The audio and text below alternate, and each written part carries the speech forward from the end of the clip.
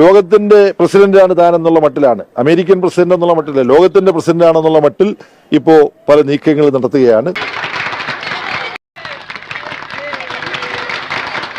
അതെന്ന് ചില പാർട്ടിയുടെ ജനറൽ സെക്രട്ടറിമാർ ഐക്യരാഷ്ട്രസഭയുടെ സെക്രട്ടറി ആണെന്ന് വിചാരിക്കുന്നത് പോലെയോ,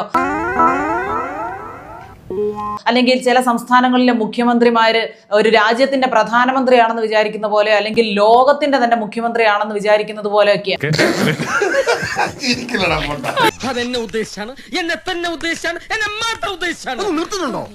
ബേബിച്ചാൻ പറഞ്ഞ കറക്റ്റാ. പക്ഷെ ഏതായാലും എനിക്ക് ആ ട്രംപിന്റെ കാര്യം ഓർത്തിട്ടാണ്. ബേബിച്ചാനാണെങ്കിൽ കട്ട കലിപ്പിലാണ്. എന്നെ നോയിച്ചണ്ടല്ലോ, അത് ഇനി തുടർന്നുള്ള ദിവസങ്ങളിൽ എങ്ങനെ അനാവൃതമാകും എന്നുകൂടി നോക്കിയിട്ടാണ് പാർട്ടിയുടെ നിലപാടെടുക്കുക. പിന്നെ തനിക്കെന്താണ് ഇത്ര വലിയ കലിപ്പ്? നീയേ വെറും വിട്ടാസായ മതി, ബ്രിട്ടീഷ് ആവണ്ട കേട്ടോ. ഒന്നും ചെയ്യണ്ട, ഒന്ന് വിരട്ടി വിട്ടാ മതി. നീയിപ്പോ എവിടെ ചെന്ന് ആ മനുഷ്യൻ ഒളിക്കുമെന്നാണ്. എന്നാലും ഇത്രയും കലിപ്പ് കാണിക്കരുത് ബേബിച്ചായ.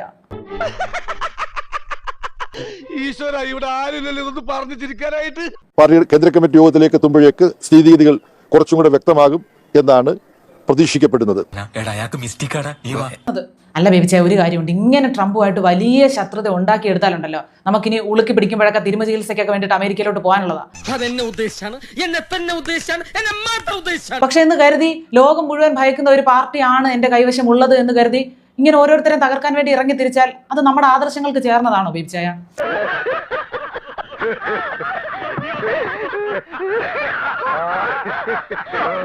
അപമാനിച്ചേ ഞാൻ പോയിക്കോട്ടെ.